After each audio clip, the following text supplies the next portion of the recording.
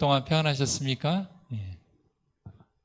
요즘 우리 화요일 저녁 예배에 우리 이문환 집사님 가정, 우리 한장로님 가정에 오셔가지고 분위기가 훨씬 좋아진 것 같습니다. 벌써 이제 11월이 이렇게 지나가고 이제 연말을 향해서 가고 있습니다. 우리가 한 해를 마무리하면서 계획했던 것들 중에 또 부족한 것이 무엇인가 또 살펴보고 또 하나님께 서원하고 작정한 것들에 대해서도 좀 잘 살펴봐서 잘 마무리를 짓고 이렇게 넘어가는 것이 중요하다고 생각이 듭니다. 시작도 중요하지만 정말 끝도 중요한 것 같아요. 지난번에 갑자기 우리 남원교회 목사님이 전화가 왔어요. 그래가지고 어머니가 좀 이상하다고, 아들 전화도 못 끊으신다고 그러면서 빨리 전화를 해주라고 전화를 했더니 이렇게 정신이 혼미하시더라고요. 그래서 제가 그때 바로 가서 상황을 살펴보니까 이제 식사도 잘 못 챙겨 드시고 약도 또 못 챙겨 드시고 하니까 굉장히 힘든 가운데 있었어요.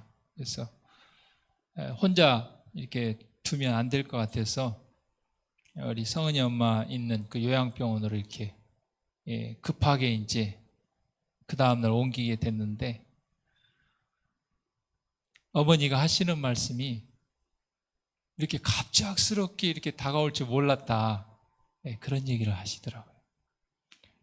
이제 한 번도 뭐 통장이 무슨 통장이 있는지 뭐 돈이 얼마가 있는지 말도 안 하셨는데 통장도 저한테 맡기시고 이제 카드도 만들고 비밀번호도 이제 알려주시고, 그러면서 어머니 병원 가서 회복되면 다시 올 수 있어요 이렇게 말씀을 드렸는데도 집을 한번 떠나면 언제 올지 모른다는 그런 생각을 가지고 우시더라고요. 많이 우시면서. 근데 또 정신은 또 혼미하고, 그래가지고 고춧가루 사는 것도 이것도 어떻게 하냐, 너 쌀 사는 것도 어떻게 하냐, 그렇게 눈물을 글썽이시면서 병원에 가셨는데 많이 회복이 되셨습니다. 그래서 이번 안식일에 일정대로 이렇게 침례식을 할 예정이고, 일단 집에 들렀다가 이제 병원에 다시 와서 회복되면 이제 그 요양 등급도 좀 받으시고 요양보호사가 이제 집에 이렇게 방문 오는 식으로 해서 좀 그렇게 지내실 수 있지 않을까 그렇게 생각하고 있습니다. 제가 어머니께서 울면서 그 사놓은 고춧가루 뭐 사놓은 이렇게 둘러보시면서 그 모습이 마치 롯의 아내가 소돔과 고모라 성을 나오면서 막 아쉬워하고 뒤돌아보고 그런 장면이 떠오르더라고요. 그래서 우리 성도님들도 한 해 한 해를 이렇게 잘 또 마무리하고 또 우리 인생의 마지막을 죽을 때 유언하고 준비하면 안 돼요. 그때는 정신이 혼미해서 안 됩니다. 그래서 제 어머니가 뭔 현금을 이렇게 막 찾고 통장에 안 넣고 그래가지고 제가 모아놓은 것을 이렇게 찾아내긴 했는데 다른 데 또 어디 있는지도 모르겠어요. 그래서 아마 어머니께서도 이제 위급함을 아시고 이번에 이제 공개를 하신 것 같아요. 근데 우리가 건강할 때, 정신이 맑을 때 그런 것들을 미리미리 이렇게 정리하고 이렇게 해야 된다는 것이죠. 우리가 연말을 맞이하면서 어떻게 보면 한 해를 마무리하면서 또 하나님께 서원했던 그런 헌금들도 정말 잘 제대로 됐는가 확인해보고 잘 마무리하고 또 우리의 인생도 늘 이렇게 점검하는 그런 연말이 되므로 또 새로운 한 해를 이렇게 기쁨으로 잘 맞이할 수 있게 되기를 바랍니다. 오늘은 손해를 이익으로라는 제목으로 창세기 12장에 나와 있는 아브라함에 대해서 좀 살펴볼까 합니다.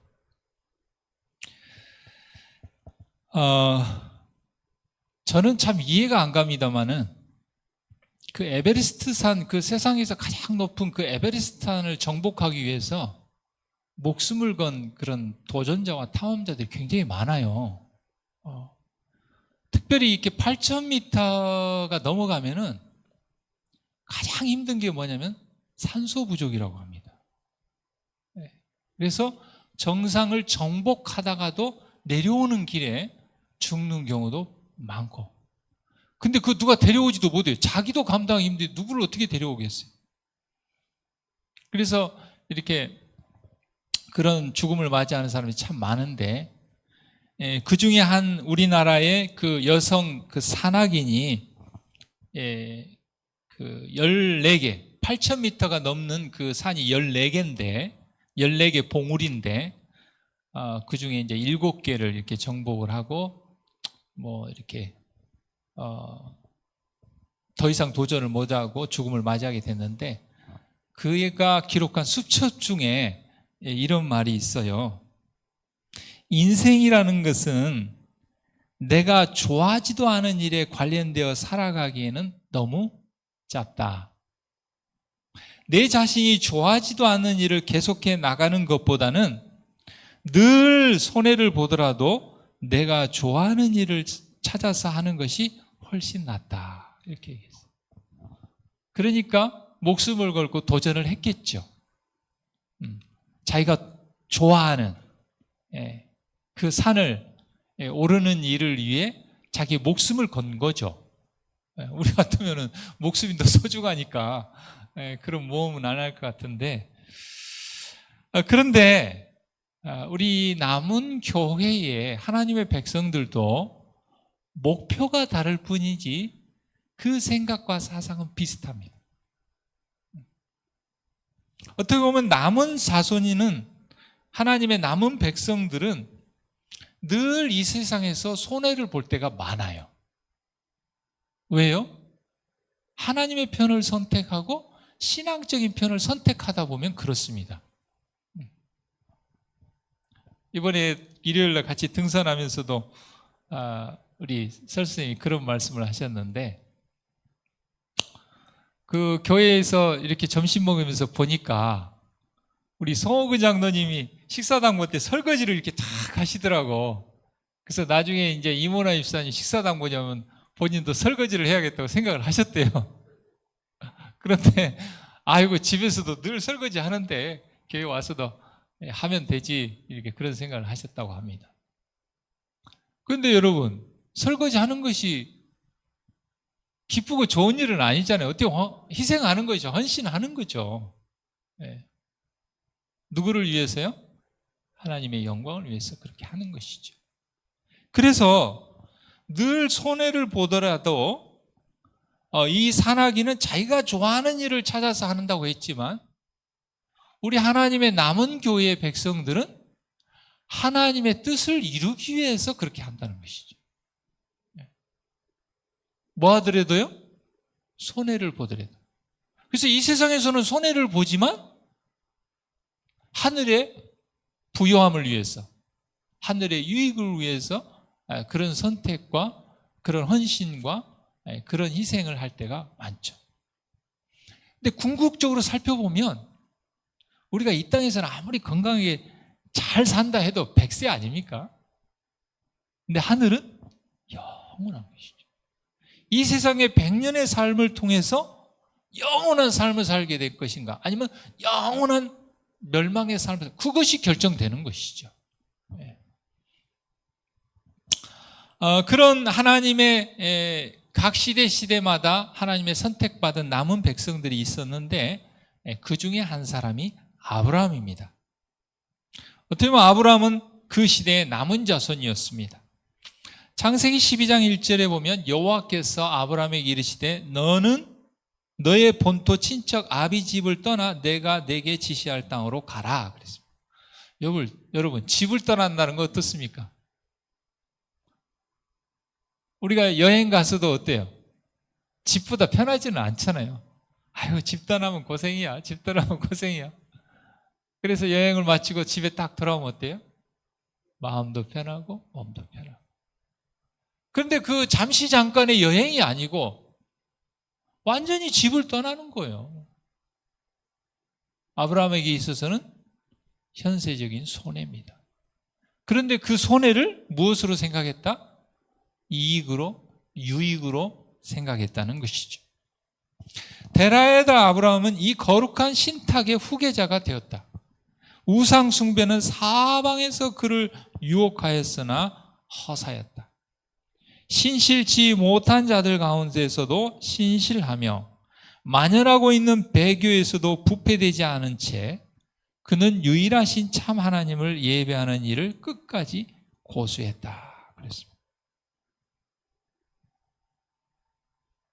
여러 가지 우상 숭배와 세상적인 유혹이 있었지만 그런 유혹을 그는 뿌리치고 손해를 감수하고 하나님의 편을 선택했다는 것이죠. 영국의 정치 사상가 에드먼드 버크는 이렇게 말을 했습니다.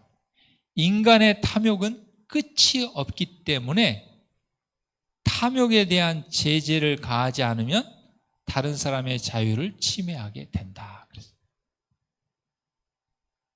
인간의 탐욕이 어때요? 끝이 없다는 거죠. 전사님, 여기 PPT가 잘렸네. 인간의 탐욕이 뭐예요? 끝이 없다. 그렇기 때문에 뭐가 필요하다? 제재가 필요하다.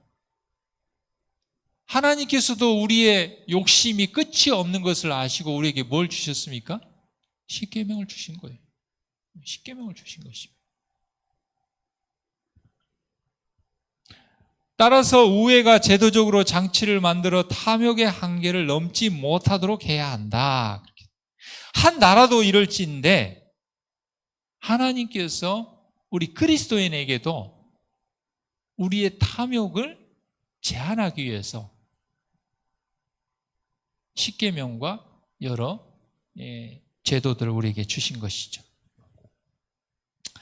아브라함을 조국과 친척과 고향에 붙들어 매는 강한 줄이 있었는데 그러나 그는 그 부르심에 순종하기를 주저하지 않았다.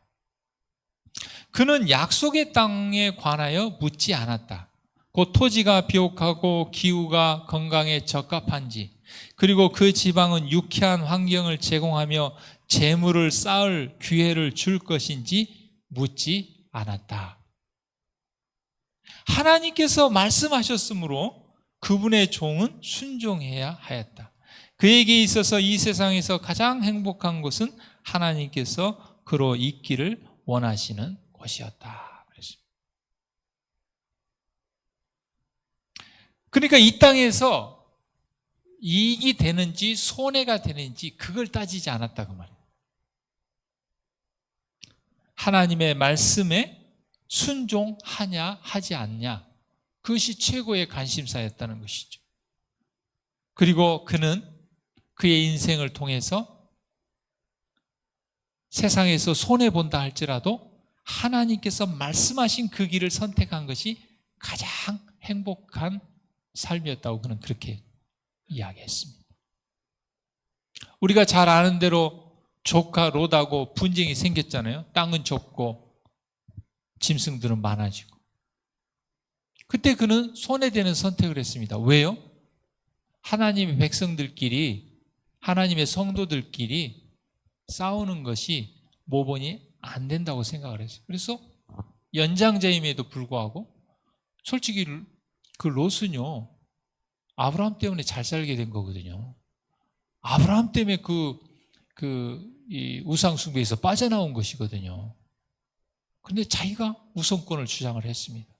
아브라함은 그래 조카가 먼저 선택하라고 했어요. 그래서 더 좋은 땅, 기름진 땅, 비옥한 땅을 선택을 했습니다. 아브라함은 산지 골짜기를 선택을 했습니다. 당장은 아브라함이 손해보는 것 같았어요. 결과는 어떻게 됐습니까? 롯은 부자로 들어갔다가 거지로 빈손, 빈털터리가 돼서 나왔어요. 아내 잃어버렸죠. 자녀들도 도덕적으로 타락했죠. 아브라함은요? 그러니까 사람들이 생각하기를 자기 꾀에 자기가 속는 거예요. 자기는 똑똑하다고 생각해요. 롯은 자기가 똑똑하다고 생각해요. 그런데 그 소돔과 고모라 성이라는 좋은 이 땅이 그를 축복하는 게 아니거든요. 하나님께서 축복하는 것이거든요. 아브라함이요, 종들만 1000명입니다. 종이 1000명이면 가축이 얼마나 많겠어요? 그 축복을 누가 주신 거예요? 하나님께서 주신 거예요. 왜? 아브라함이 하나님 말씀에 순종하니까. 늘 하나님의 뜻을 생각하고 그 길을 가기를 원하니까. 그래서 오히려 손해가 뭐가 됐어요? 이익이 됐어요. 근데 그것은 이 세상의 물질적인 축복이고, 아브라함의 그 엄청난 축복은 뭐냐면 예수 그리스도를 탄생하시는 믿음의 조상이 됐다는 거죠. 그리고 성경에서 아브라함은 믿음의 조상으로 불립니다. 아브라함은 우리의 믿음의 조상이요, 또 예수님의 정신을 가진 모본으로 많이 언급이 됩니다.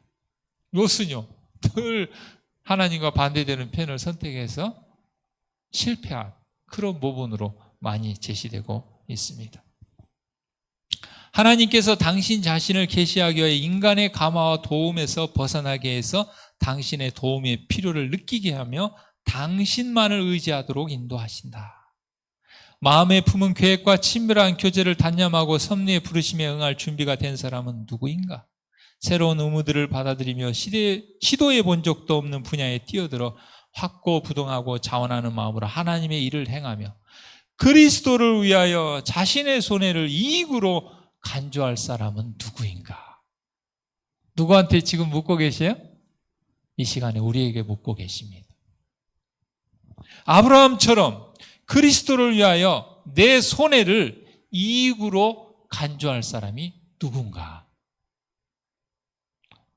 저는 이번에 이제 우리가 또 연말에 우리 11월, 12월에 2024, 2025년도 우리 또 직원을 선택하게 되는데, 정말 아브라함처럼 그리스도를 위하여 자신의 손해를 이익으로 간주할 수 있는 그런 사람들이 또 직분을 맡아 봉사하게 되기를 간절히 바랍니다. 하나님께서는 당신의 사업을 발전시키는 데 사용할 수 있는 역량을 가진 어떤 사람을 보시고 이들을 시련에 처하게 하신다. 그리하여 그분께서는 당신의 섭리 가운데서 그분의 품성을 시험하며 그들 자신들은 알지 못했던 결점과 약점들을 드러내는 위치로 그들을 이끄신다. 여러분, 우리는 다 결점과 약점이 있어요. 저도 그렇고. 근데 사람들은 잘 몰라요. 자기 장점은 잘 보는데 약점과 결점은 잘 몰라요. 그리고 옆에서 얘기해 주면 화가 나요. 자존심이 있어서. 그리고 잘 받아들이지도 않아요. 그런데 하나님께서는 그런 사람을 하나님의 사업에 쓰기를 원하셔요. 그래서 어떻게 합니까? 시련 가운데 처하게 합니다. 그럼 시련을 당하는 가운데 내 약점이 이런 것이구나, 내 결점이 이런 것이구나 하고 그것을 시정하고, 그래서 하나님의 사업에 봉사를 위해 적합한 자가 될 수 있는 기회를 하나님께서 주신다는 것이죠. 그래서 그분은 그들에게 그들 자신의 연약함을 보이시고 당신을 의지하도록 가르치는 것입니다. 그러니까 자신의 결점과 약점을 보지 못한다는 것은 뭐냐면 자신을 의지하고 하나님을 의지하지 않는 거예요. 자기 자신이 똑똑하다고 생각해요. 자기보다 잘난 사람이 없다고 생각해. 그러니까 누구를 의지하겠어요? 하나님보다 자신을 의지하는 것입니다.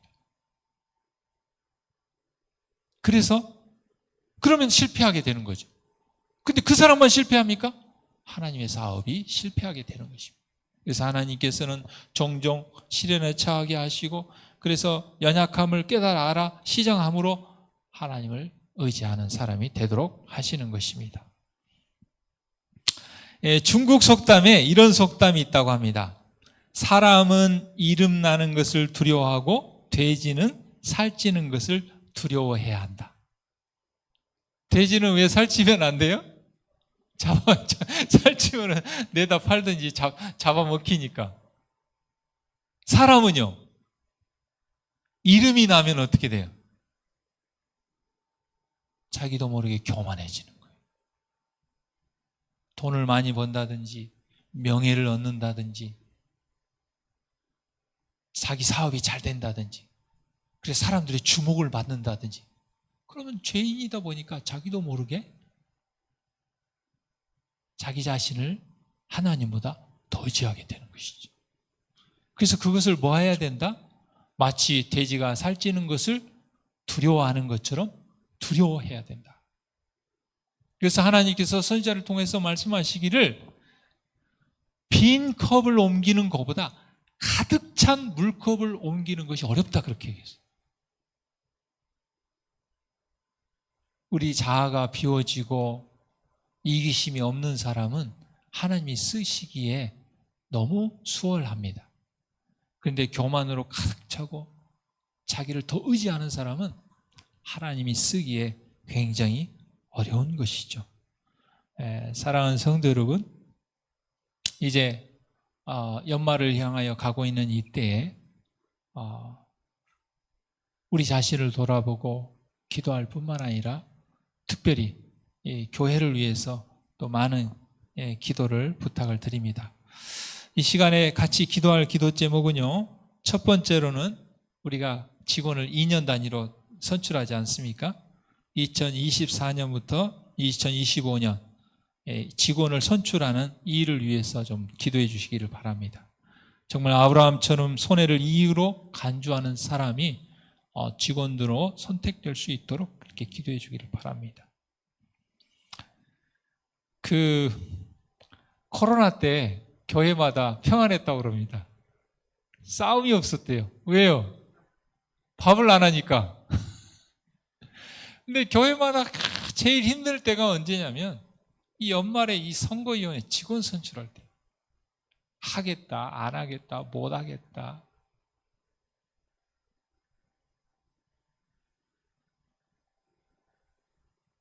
하나님께서 기뻐하지 않는 일입니다. 물론 우리가 나의 달란트에 맞는 적절한 직분이 맡겨지면 좋겠죠. 그러나 교회의 상황과 형편이 또 그러지 못할 때도 있습니다. 어떻게 보면 하나님께서 우리 연약함을 드러내시기 위해서 또 그런 직분을 맡길 수도 있어요. 아무튼 이번 직원 선출을 위해서 좀 기도해 주시고, 그 다음에 두 번째로 우리 청년들이 대만에 있는 우리 설유진 우리 청년을 위해서 봉사대를 갑니다.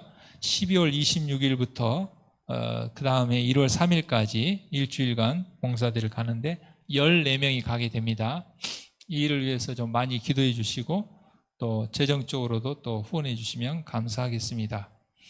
그 다음에 오늘 학교에 우리가 수능 기도에 갔다 왔는데 오는 11월 16일에 수능을 보는, 우리 전도사님은 수능은 아니고 이제 시험은 다 받고 11월 22일 연례 행정위원회에서 인턴 합격자 발표가 있습니다. 기도를 해 주시고, 그 다음에 고3 우리 오영민, 우리 윤세은, 우리 오영민은 우리 전도사님 동생이고 윤세은은 윤재갑 장로님 막내딸이고, 김가현은 우리 김경훈 집사님 둘째 딸이고, 우리 최수아는 우리 최범석 장로님 딸입니다. 그래서 이번에 수능을 4명이 우리 교회에서 볼 텐데 또 이 일을 위해서도 기도해 주시기를 바랍니다. 이 시간에 우리 전도사님께서 좀 음악을 틀어주시면 음악 틀어주는 동안에 이 3가지 기도 제목을 위해서 개인 기도하시고, 음악이 맞춰지면 제가 마지막으로 기도하고 마치겠습니다.